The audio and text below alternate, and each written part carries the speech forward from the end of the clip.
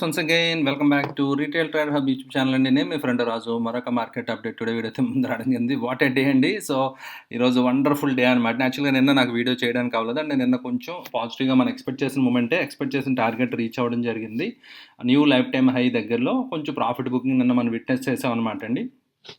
And ఈరోజు అయితే నేను చెప్పడం జరిగింది కదండి. సో ఒకవేళ కనుక ఆ లెవెల్ కూడా బ్రేక్ అయితే సో ఒకసారి పాత ట్రెండ్ లైన్స్ అన్ని రిమూవ్ చేస్తున్నాను ఫ్రెండ్స్. సో దట్ ఇప్పుడు ఫ్రెష్గా మనం ఎందుకంటే కొత్త లైఫ్ టైమ్ హైయెస్ అనేవి ఇండిసెస్ రిజిస్టర్ చేయడం జరిగింది. 54,066 అండి. అయితే రౌండ్ ఫిగర్ కదా, అక్కడ ప్రాఫిట్ బుకింగ్ వచ్చింది 54,000 దగ్గర.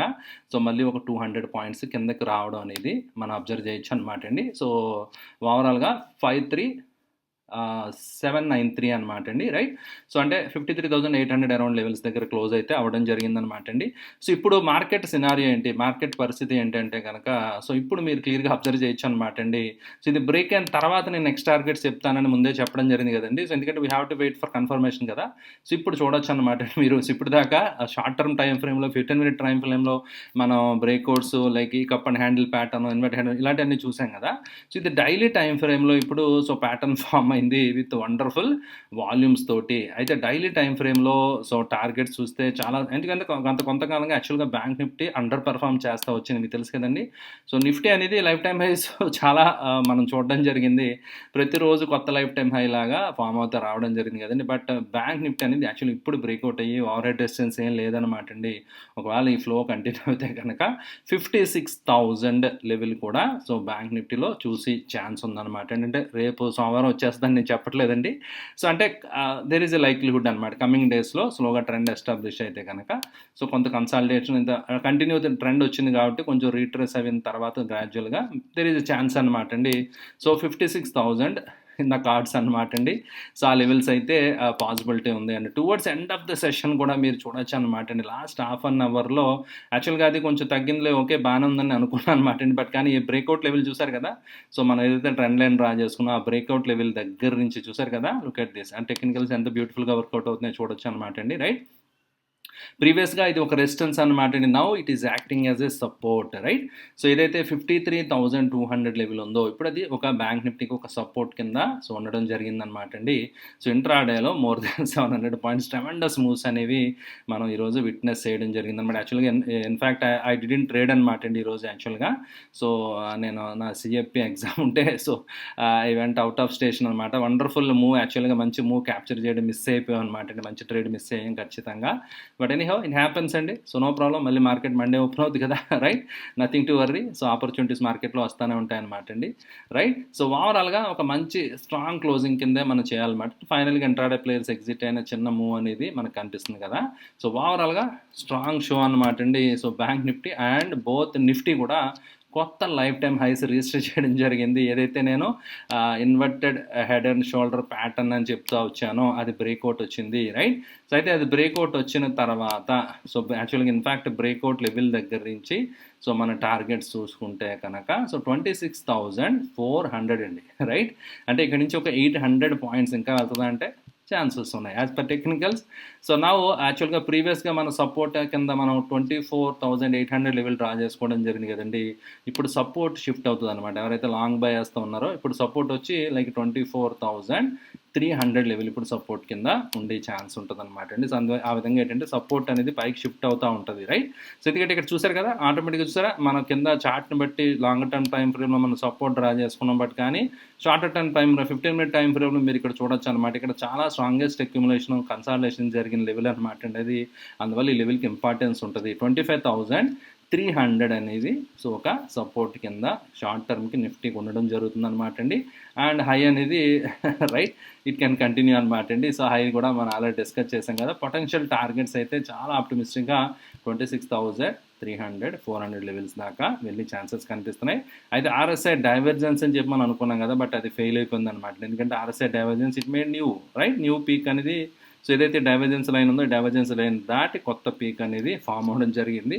అంటే like we are in euphoria phase కదా, యుఫోరియాలో ఉన్నప్పుడు సో ఒక్కొక్కసారి టెక్నికల్స్ కూడా డివేట్ అవుతూ ఉంటాయి. ఆల్వేస్ ప్రతిదానికి డీవియేషన్ ఉంటుంది అనమాట. అందుకని we should have targets and stop loss both. ఎప్పుడు కూడా రెండు వైపులా and bull case scenario, bear case scenario రెండు కూడా అనలిస్టులు చెప్తూ ఉంటారు. మీరు ఎప్పుడు చూసినా కూడా ప్రతి ట్రేడ్కి ఏ వ్యూతో చెప్తున్నారు, ఫండమెంటల్ లాంగ్ టర్మా, మిడ్ టర్మా, షార్ట్ టర్మా and what is there stop loss. అది ఇంపార్టెంట్. చాలామంది టీవీలో చెప్పారు కనీసం, ఎవరో చెప్పారు కొనేసే ఉంటారు, బట్ వాళ్ళు దాంతోపాటు స్టాప్ లాస్ కూడా చెప్తారు, అది మర్చిపోతాం మనం. సో అందువల్ల ఏంటంటే సో అది ప్రాబ్లం అవుతుంది అనమాట అండి, రైట్. సో అయితే ఈరోజు ఎంత వండర్ఫుల్ ప్రైజ్ యాక్షన్ జరిగింది కదా. సో ఇనిషియేషన్స్ ఏం చేశారో ఒకసారి చూసేద్దాం అనమాట అండి. అండ్ అదేవిధంగా సో ఓవరాల్గా సో ఏ సెక్టర్స్ ఎలా పెర్ఫామ్ చేసేయండి ఇవన్నీ కూడా మన రొటీన్ యాక్టివిటీస్గా మనం డిస్కస్ చేద్దాం friends. Okay, so in look at this friends, FIIs చాలా కాలంగా పాపం దే హ్యావ్ బీన్ వెయిటింగ్ అనమాట అండి. ఏదైనా డీసెంట్ కరెక్షన్ వస్తుందేమో బై చేద్దాం, కరెక్షన్ వస్తుందేమో బై చేద్దాం అని చెప్పి చూసి సో మీరు చూడొచ్చు అనమాట అండి. అండ్ ఎంఎస్ఐలో ఇండియా అనేది యాక్చువల్ ఎంఎస్ఐ ఇండెక్స్లో ఇండియా యొక్క వెయిటేజ్ హిస్టరీలో చాలా కాలం తర్వాత సో ఇప్పుడు ఎగబాకిందనమాట అండి. సో చైనా కంటే కొంచెం బెటర్గా మన ఎలకేషన్ అనేది పెరిగిందనమాట అండి. దట్ ఇండికేట్స్ క్లియర్గా చాలా ఆప్టిమిస్టిక్గా ఇప్పుడు అన్నీ బాగానే ఉంటాయి అనమాట అండి, రైట్. సో 14,000 crores అనేవి ఎఫ్ఐఎస్ పంప్ చేయడం జరిగింది. అంటే మార్కెట్ని ఎవరు లీడ్ చేశారని ఇక్కడ పిక్చర్ క్లారిటీ వచ్చేసింది మనకి. ఎందుకంటే 4,400 కోట్లు మ్యూచువల్ ఫండ్స్ డిఐ సెల్ చేయడం జరిగింది.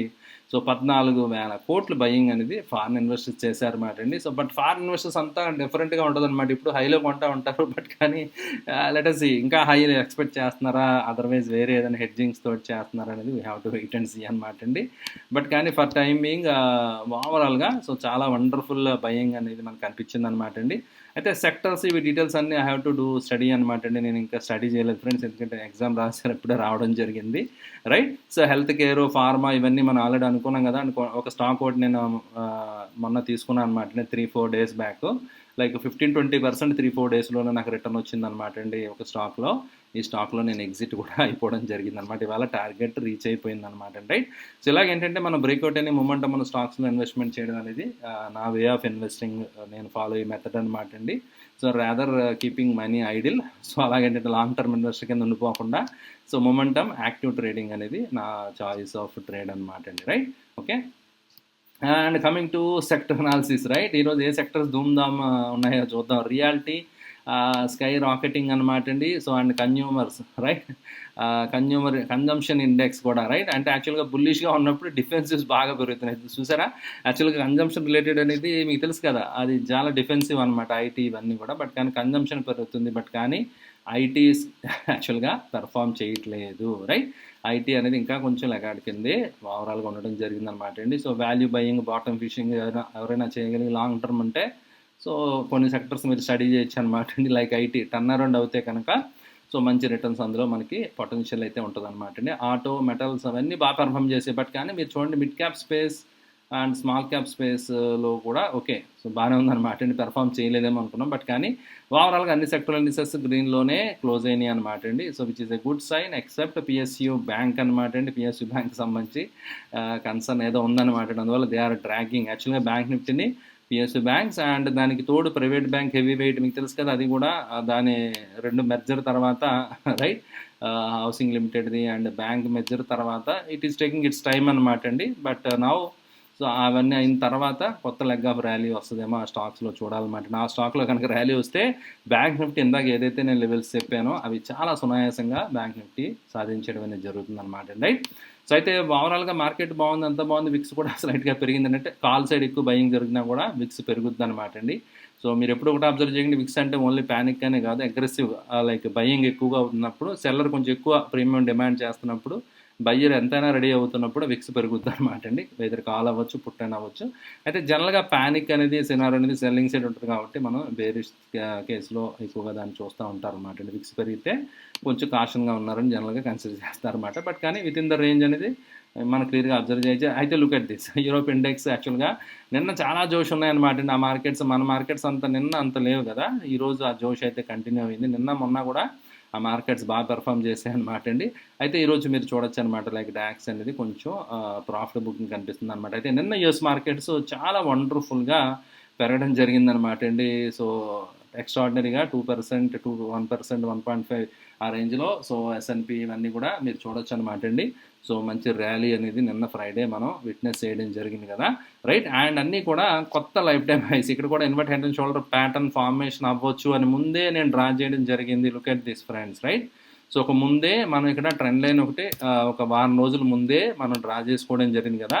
ఆ ట్రెండ్ లైన్లోకి ఎట్ దిస్ కరెక్ట్గా ఇంచుమించు అదే ప్యాటర్న్ అనేది మీరు ఎగ్జాక్ట్గా చూడొచ్చు అనమాట. క్యాండిల్ 6లో మీకు కనిపిస్తుంది అనమాట. కైండ్ ఆఫ్ ప్యాటర్న్ అనేది కంప్లీట్ అవ్వి బ్రేక్అవుట్ అయింది.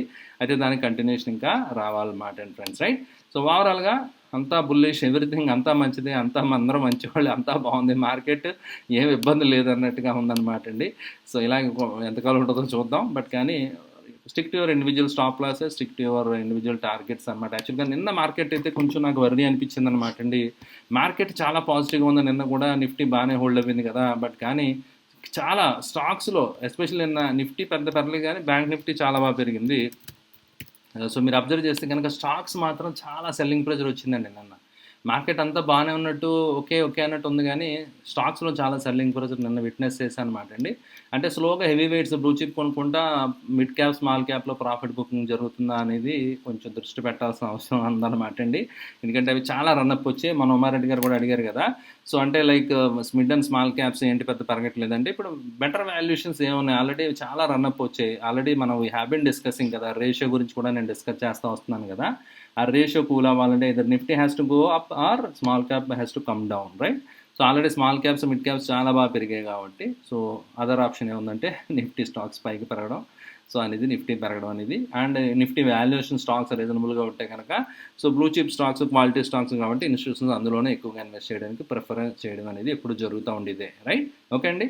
సో ఇది friends overall market update. And యాక్చువల్గా మండే లైవ్ స్ట్రీమ్ ఉండదన్నమాట అండి. Tuesday I have another exam అనమాట అండి. సో అందువల్ల డైరెక్ట్గా విల్ మీట్ ట్యూస్డే లైవ్ అండి, రైట్. ట్యూస్డే ఈవినింగ్ లైవ్ స్ట్రీమ్లో కలుస్తాను ఫ్రెండ్స్. ట్యూస్డే ఈవినింగ్ ఎగ్జామ్ అయిన తర్వాత ఈ టైంకి 6:30 టైంకి మనం లైవ్ స్ట్రీమ్లో కలుద్దాం అనమాట అండి. మండే మోస్ట్లీ వీడియో ఉండకపోవచ్చు, రైట్. ఓకే అండి. సో ఇది ఫ్రెండ్స్ ఈరోజు మార్కెట్ అప్డేట్. ఐ హోప్ ఈ వీడియో మీకు నచ్చిందని వస్తున్న. వీడియో వస్తే లైక్ చేయడం మర్చిపోతుంది friends. Thank you for watching the video. See you all, bye.